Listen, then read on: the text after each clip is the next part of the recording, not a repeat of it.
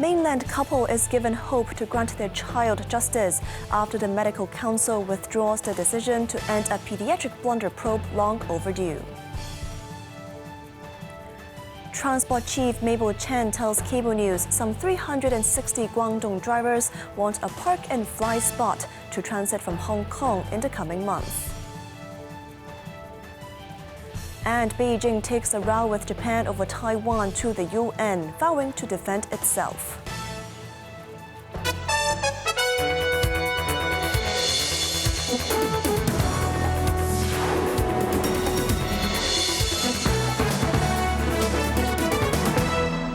Good evening, you're watching Cable News. I'm Cheryl Yun. The Medical Council has reversed its decision to terminate the inquiry into a pediatrician accused of a medical blunder that left an infant paralyzed in 2009, following years of delay by the statutory body's own secretariat. Jamie Liu reports. After the review hearing this afternoon, the Mainland parents of the infant welcomed the new verdict. They are hopeful in giving their son justice and called for the inquiry to be reopened as soon as possible. Medical Council Chairwoman Grace Tang said the new verdict came after a review which heard statements from the pediatrician and the secretariat.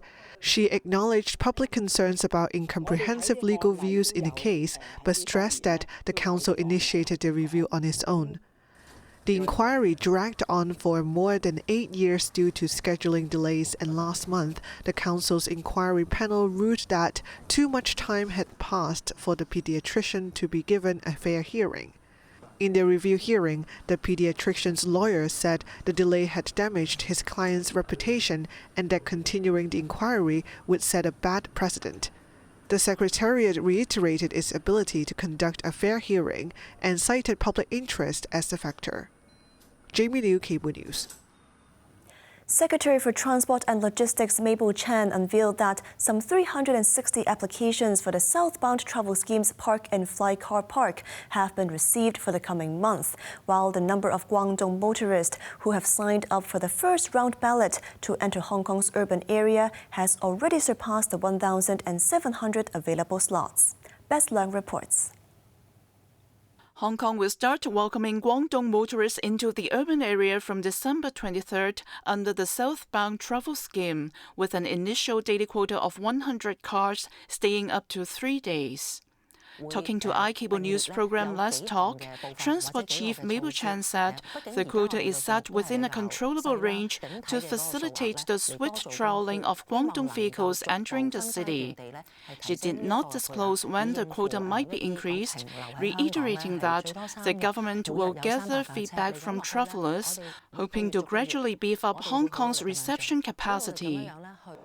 Chen said there are now 13 Hong Kong standard vehicle inspection centers set up in Guangzhou, Zhongshan, Zhuhai and Jiangmen, providing Hong Kong-specific safety tips during inspections.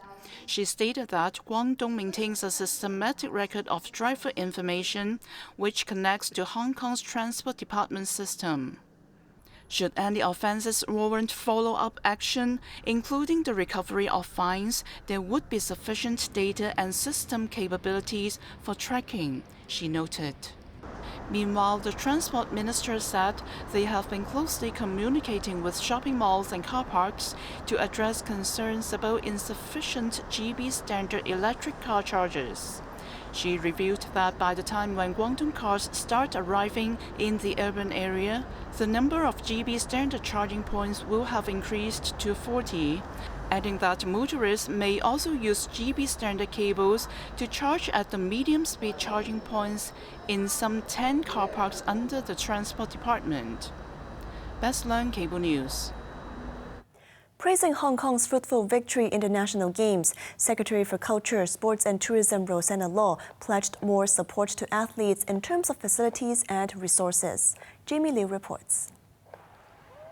In the 13-day National Sports Gala, the city's team secured a record number of 9 gold, 2 silver and 8 bronze medals and achieved some of their best results ever, including in men's handball, which made it to the Final Four for the first time. On a radio program, Law said the government would continue to support local athletes in both infrastructure and training resources. For example, Law suggested using Kai Tak Arena for major handball events and provide more accessible practice venues for the home team.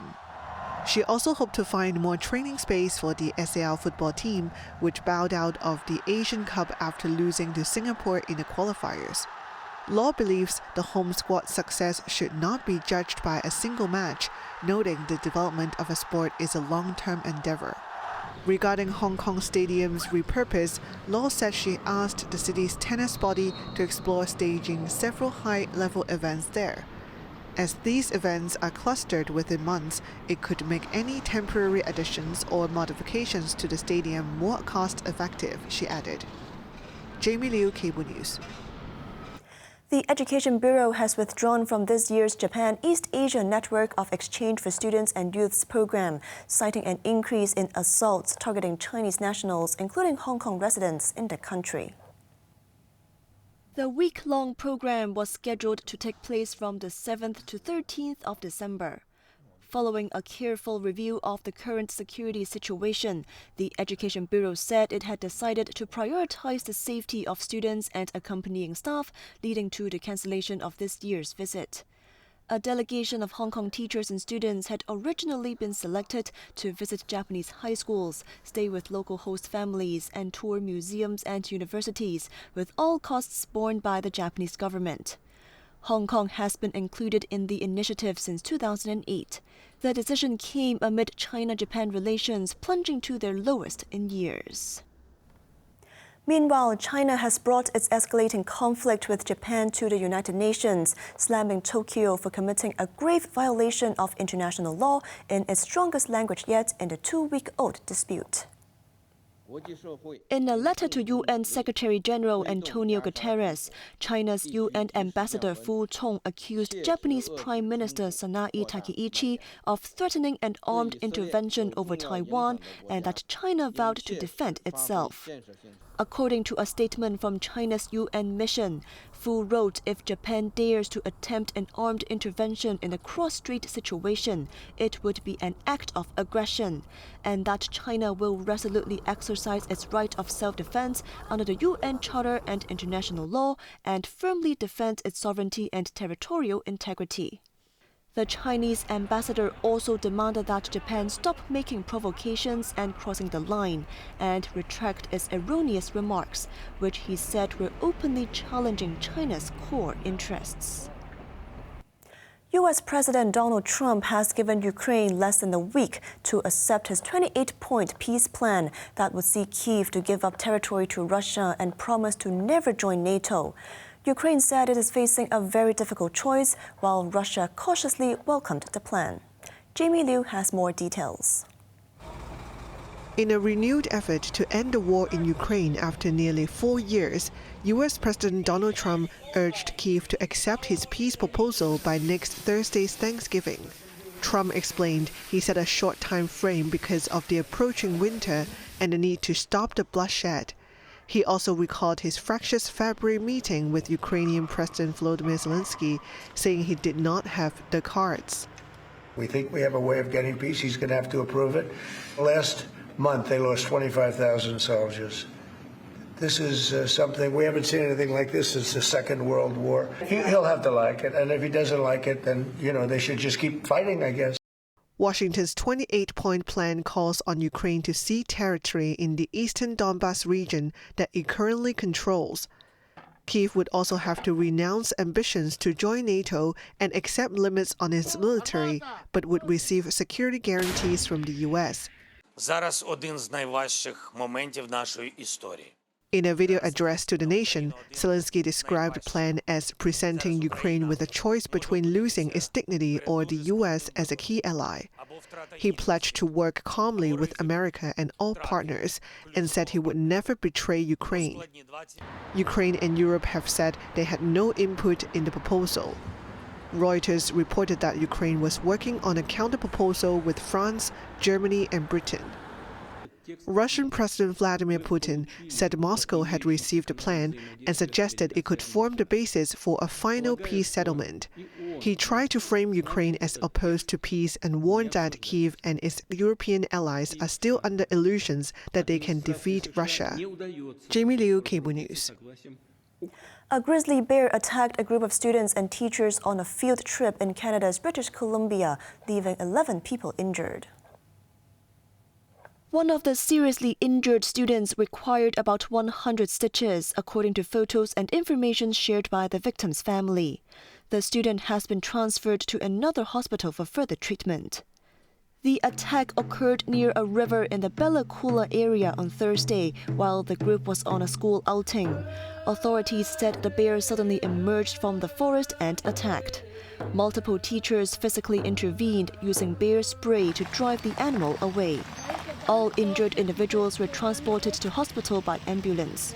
The school has suspended classes in response to the incident, and local residents have been asked to remain indoors until further notice while authorities monitor the situation. While Hong Kong is becoming more pet-friendly with the government trying to ride on the trend to develop a pet economy, some other places in the world, on the contrary, are planning pet-hostile measures. Bolzano in northern Italy is one of the examples, where a new tax for dogs is in the pipeline to tackle public hygiene issues as a result of over-tourism. Jeremy Zhu tells us more. Beginning in 2026, dog owners visiting the popular tourist city of Bolzano, surrounded by mountains, will be required to pay a daily levy of €1.50. That is about 14 Hong Kong dollars. Even local dog parents will not be exempt. They will face an annual tax of €100, approximately 900 Hong Kong dollars per dog. The initiative aims to cover the costs of street cleaning, increasing the number of litter bins, maintaining green spaces, and funding new parks designed exclusively for dogs and their owners. This follows another controversial measure already in place, the compulsory collection of DNA from dogs, which owners must pay to register. The database allows authorities to trace uncollected pet waste left on streets. Those found responsible can be fined up to €600 per violation. Owners who have already registered their dog's DNA will be exempt from the new tax for 2 years. Italy's National Animal Protection Agency, ENPA, has criticized the local government for not focusing on education to improve pet owners' civic responsibility. They argue that taxation alone will not solve the problem of uncollected pet waste, but could harm local tourism while increasing the risk of pet abandonment. Jeremy Zhu, Cable News. Onto the weather now, mainly fine, dry during the day. The temperatures will range between 19 and 25 degrees, moderate northeasterly winds.